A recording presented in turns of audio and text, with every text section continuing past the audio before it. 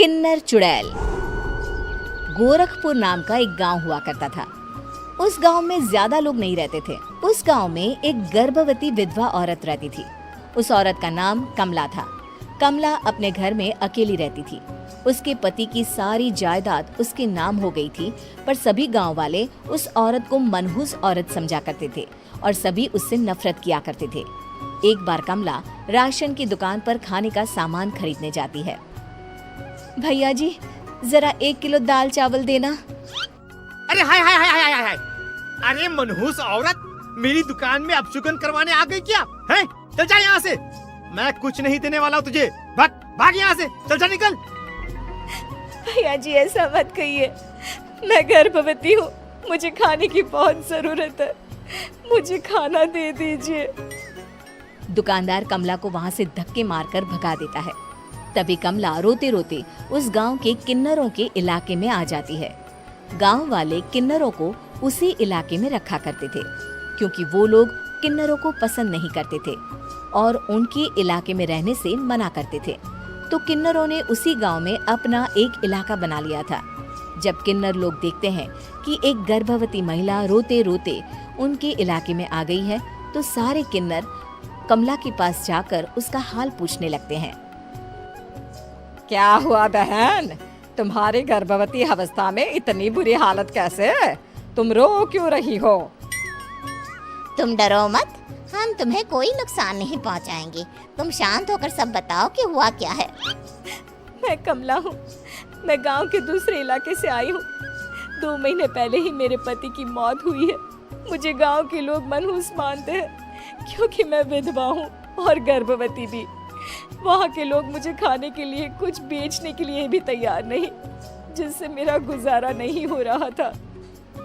कोई बात नहीं कमला, हम तुम्हारा ख्याल रखेंगे। किन्नर लोग कमला को एक खाली घर में रहने के लिए जगह दे देते हैं और उसकी देखभाल भी करते हैं। कुछ ही महीने बाद कमला अपने बच्चे को जन्म देती है, पर अफसोस, कमला बच्चे को जन्म देते ही अपनी जान गंवा देती है। जब सब किन्नर बच्चे को देखते हैं तो बहुत खुश हो जाते हैं, क्योंकि वो बच्चा भी किन्नर ही था। कमला ने एक किन्नर बच्चे को जन्म दिया था। अब इस बच्चे की देखभाल कौन करेगा? हम तो इस बच्चे को गांव के दूसरे इलाके में भी नहीं भेज सकते। और तो क्या हुआ, इस बच्चे की माँ नहीं रही तो हम इसे पालेंगे। अब ये हमारे इलाके में रहेगा, हमारे साथ रहेगा। फिर वो किन्नर उस किन्नर बच्चे को गोद ले लेते हैं, उसका नामकरण कराते हैं। उस किन्नर बच्चे का नाम शक्ति रखा जाता है। देखते ही देखते शक्ति बड़ी होने लगती है। उसके रंग रूप बहुत सुंदर थे। वो बहुत सुंदर किन्नर दिखती है। एक दिन शक्ति एक किन्नर से पूछती है, माँ जी सुनिए ना, ये गांव के दूसरे इलाके में भी तो लोग रहते हैं, तो हम वहाँ क्यों नहीं जाते? हम उनसे अलग क्यों रहते हैं? शक्ति, क्योंकि वो लोग हमारे जैसे नहीं, वो लोग हमें पसंद नहीं करते, इसीलिए हम उनसे अलग रहते हैं। क्यों? वो हमें क्यों पसंद नहीं करते? मुझे एक बार उस इलाके में जाना है। मैं एक बार वहाँ जाकर घूम कर आऊँ। शक्ति, खबरदार, जो तू उस इलाके में कभी भी गई तो अपनी जान नहीं गंवाना चाहती तो उस इलाके में कभी कदम भी नहीं रखेगी, समझी? इतना कहकर वो किन्नर वहाँ से चली जाती है। शक्ति उस किन्नर की बात सुनकर बहुत रोती है। माँ जी, ऐसा कैसे कह सकती हैं? उन्होंने इतनी सी बात के लिए मुझे इतना डांटा। अब तो मैं उस इलाके में जरूर जाऊंगी। फिर एक दिन शक्ति गांव के दूसरे इलाके में चुपके से जाती है। ये लोग तो हमारे जैसे ही इंसान हैं, तो ये हमसे नफरत क्यों करते हैं?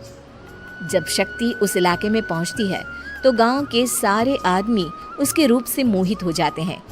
वो लोग ये अंदाजा नहीं लगा पाते कि वो किन्नर है। शक्ति की सुंदरता देखकर सारे गांव वाले उसकी तारीफ करने लगते हैं। तभी गांव का चक्कर लगाने गांव के जमींदार का बेटा हर्ष वहां पहुंचता है। हर्ष भी दिखने में बहुत सुंदर होता है। जब हर्ष ने शक्ति को देखा तो वो भी उससे मोहित हो गया, और जब शक्ति की नजर हर्ष पर पड़ी तो वो हर्ष को देखकर मोहित हो गई। आपको पहले कभी इस गांव में देखा नहीं। इस गांव में आप नए हैं क्या? जी नहीं, वो मैं बस। तभी शक्ति बोलते बोलते रुक जाती है और मन में सोचने लगती है, अगर मैंने इनको बता दिया कि मैं दूसरे इलाके से आई हूँ तो वो समझ जाएंगे कि मैं किन्नर हूँ, इसलिए मुझे इनसे झूठ ही बोलना पड़ेगा। शक्ति हर्ष को कहती है, जी हाँ, मैं इस गांव में नई आई हूँ, यहाँ अकेली रहती हूँ। वैसे आप कौन है? आप भी इसी गांव में रहते हैं? जी हाँ, मैं इस गांव के जमींदार का बेटा हूँ। आपको किसी भी चीज की जरूरत पड़े तो आप मुझे बता देना, मुझे अच्छा लगेगा। ऐसे ही शक्ति और हर्ष एक दूसरे से रोज मिलने लगते। वो दोनों अपने प्यार का इजहार करने एक दूसरे से मिलने जाते हैं। तभी शक्ति का पीछा करते करते एक किन्नर वहां आ जाती है। शक्ति, मैं तुमसे बहुत प्यार करता हूँ। मैं तुमसे शादी करना चाहता हूँ। क्या तुम मुझसे शादी करोगी?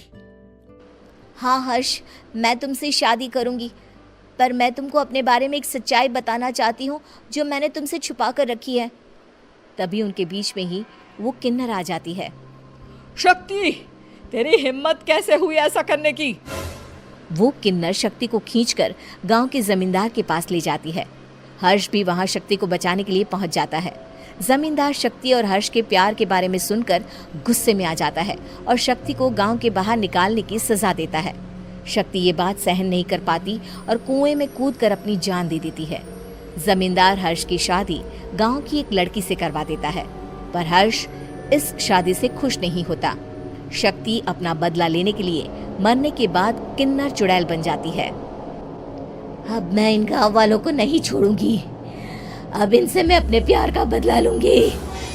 किन्नर चुड़ैल गांव वालों को परेशान करना शुरू कर देती है। एक बार वो रात को गांव के खेतों में पहुंच जाती है और वहां आग लगा देती है।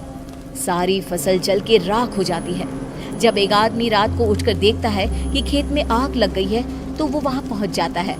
वो देखता है कि खेतों के बीचों बीच एक किन्नर चुड़ैल खड़ी है और वहां खड़े होकर ताली बजा रही है। गांव वाला किन्नर चुड़ैल को देखकर बेहोश हो जाता है। जब सुबह उस आदमी को होश आता है तो वो सीधा जमींदार के पास जाता है। अरे जमींदार साहब, अरे वो किन्नर चुड़ैल ने मेरी सारी फसल जला दी। अब मैं क्या करूंगा? क्या होगा मेरा? जमींदार चुड़ैल किन्नर का नाम सुनते ही सब कुछ समझ जाता है। अब वो बहुत डर जाता है। उसी रात को जब जमींदार डर के मारे अपने कमरे में सो नहीं पाता, तभी वहां अचानक से किन्नर चुड़ैल आ जाती है। किन्नर चुड़ैल जोर जोर से जमींदार के आगे खड़ी होकर हंसने लगती है और ताली बजाने लगती है।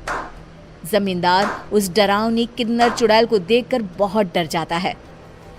तूने मेरे साथ बहुत बुरा किया, अब मैं तुझे जान से मार दूंगी।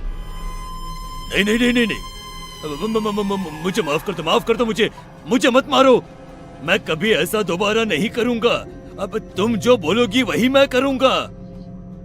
ठीक है, मैं चाहती हूँ कि किन्नर इलाका गांव के इलाके से जुड़े और गांव का कोई भी आदमी किन्नर समाज से द्वेष ना करे, उससे नफरत ना करे, नहीं तो मैं सारे गांव को मार दूंगी।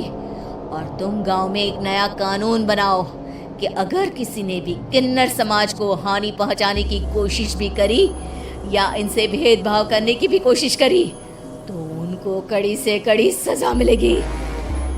हाँ हाँ हाँ हाँ, मैं ऐसा ही करूंगा। तुम जो बोलोगी वो मैं करूंगा, पर मुझे जाने दो प्लीज। तब वो किन्नर चुड़ैल वहां से चली जाती है। गांव का जमींदार किन्नर चुड़ैल का कहा मानते हुए दोनों इलाकों को एक कर देता है और नया कानून भी लागू कर देता है। तब से वहां किन्नर समाज और बाकी गांव वाले